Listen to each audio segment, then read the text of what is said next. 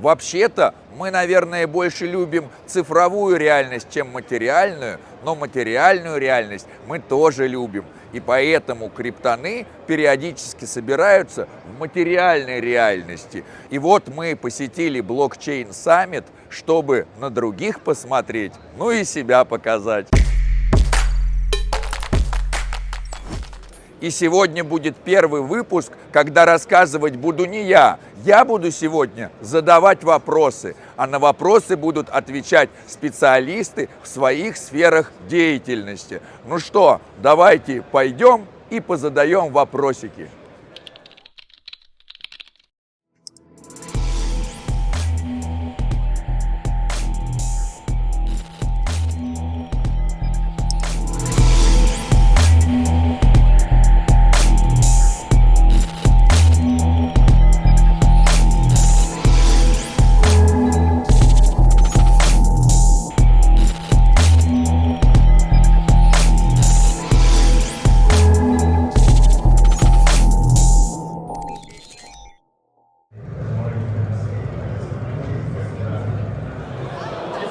Ну вот мы и входим в святая святых.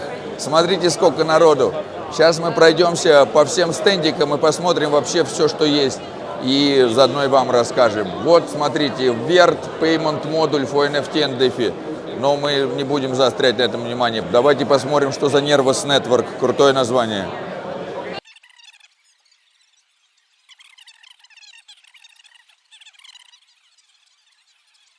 Оказывается, Nervous Network – это очень интересная платформа, которая помогает разработчикам создавать свои децентрализованные приложения на Nervous Network. Nervous Network имеет свой личный протокол, но он EVM совместимый, то есть все приложения будут прекрасно работать с Ethereum и с другими EVM совместимыми блокчейнами.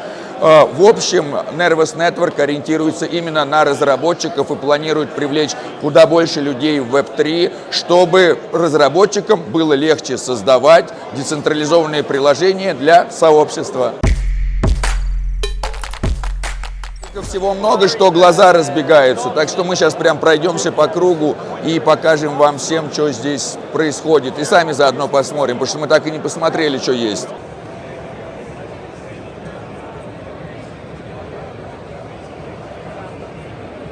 Binance и Polkadot друг напротив друга.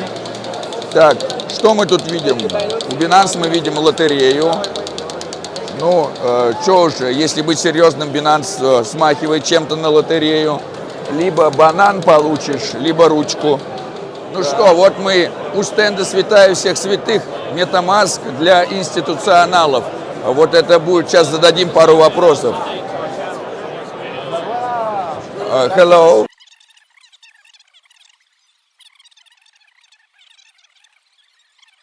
Что ж, самое главное отличие MetaMask обыкновенного от MetaMask Institutional, что MetaMask Institutional будет больше связан с различными официальными структурами и, грубо говоря, там можно будет покупать фиат за крипту или там крипту за фиат. И, правда, мне только что сказали, что уже можно прям в MetaMask купить крипту за фиат. А еще у них крутые стресс-болы и ручечки. В общем, MetaMask рулит, как обычно. Все давно знаем то, что нужно соблюдать личную кибербезопасность. И об этом мы уже много раз говорили. Но что же делать, если вы соблюдаете личную кибербезопасность, а при этом проект не соблюдает кибербезопасность? Есть такой интересный проект, как Hackin, один из немногих проектов, который занимается проверкой безопасности других проектов. И нам сегодня посчастливилось встретить наших друзей из Hackin на блокчейн-конференции в Париже, и мы даже поговорим с их SEO. Приветствую. Приветствую. Вот мы узнали, что недавно Hackin сделал исследование, в котором оценил разные проекты на безопасность. И вот хотелось бы узнать о результатах. Да. Мы сделали большое исследование, проанализировали 1500 проектов из топ CoinGecko. Результаты довольно печальные для индустрии, хорошие для нас. Только 1,5% проектов провели аудит платформы, аудит токена, аудит своего продукта есть bug bounty, есть страховой фонд. Около 30% проектов они аудировали не то, что залили собственно, в mainnet. Вот, результаты на самом деле довольно настораживающие. Вот, и мы хотим повысить awareness, чтобы все больше людей знало и требовало от проектов, в которые они инвестируют, полного отчета по безопасности их продуктов. А вот какой проект оказался самым безопасным, а какой проект, наоборот, самый опасный? В топе у нас в основном биржи, это FTX, Crypto.com. Вот, ребята управляют миллиардами долларов, да, и, конечно же, они делают максимум возможного, чтобы обезопасить средства своих юзеров. Поэтому биржа сегодня впереди всех. Вот, небезопасные в основном это протоколы, связанные с бриджами, вот, потому что на бридже очень много есть уязвимых мест. Вот, и мы это видим из последних хаков, да, того же Ронина, того же хака Солановского бриджа. Поэтому, да, особенно люди, которые пользуются бриджами, да, не стесняйтесь, спрашивайте в комьюнити, да, что собственно, по security. А вот если обыкновенным пользователям захотеть инвестировать в проект или просто использовать, на что лучше всего обратить внимание в первую очередь? Мы для этого и создали наш проект CER.live, CER.live, где можно вбить информацию о своем проекте, вот, и сразу получить полную security information со скором, вот, насколько это безопасно. А вот такой еще интересный вопрос. Сейчас происходит много голосований, особенно в экосистеме Космос, по поводу выделения средств из комьюнити-пула для реализации различных проектов, маркетинга, либо развития сообщества. Но, в принципе, средства выделяются огромные, но никто не занимается аудитом вот этих выделенных средств. Вот такой вопрос. Не хочет ли Хакин начать заниматься и тоже и аудитом, и потом говорить? И такой еще вопрос. Если мы делаем аудит чего-либо, не нужно ли нам потом делать аудит аудита? Ну, вообще, лучшая практика, чтобы был не один аудиторский репорт, а 2 или 3.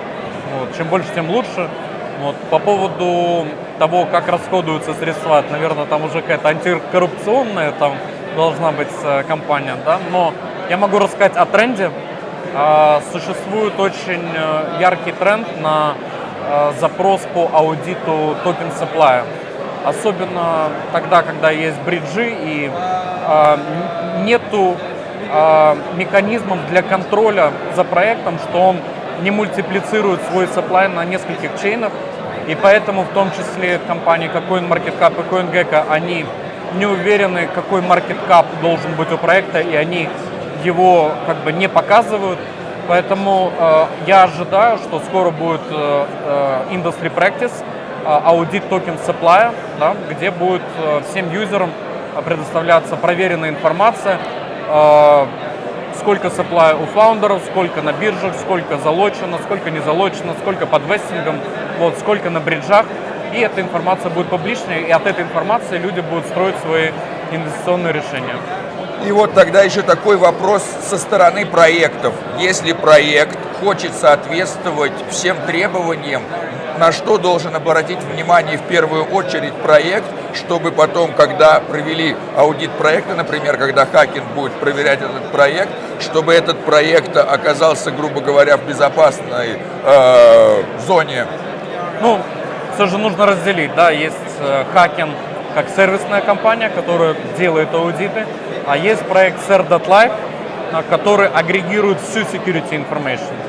Вот, если проект хочет быть на уровне с лучшими практиками индустрии по безопасности, пусть заходит на CER.live, читает методологию. Если мы его уже заревьюили, пусть смотрит свой скор, где ему нужно доработать. Вот. Может обратиться к Хакину, к какой-либо другой компании, мы всегда будем рады помочь. Да, а соответственно, какие метрики приблизительно используются или какие-то основные метрики для проверки? Ну да, наличие аудита, наличие баг-баунти, наличие аудиторского репорта по пентесту проекта, продукта, имеется в виду.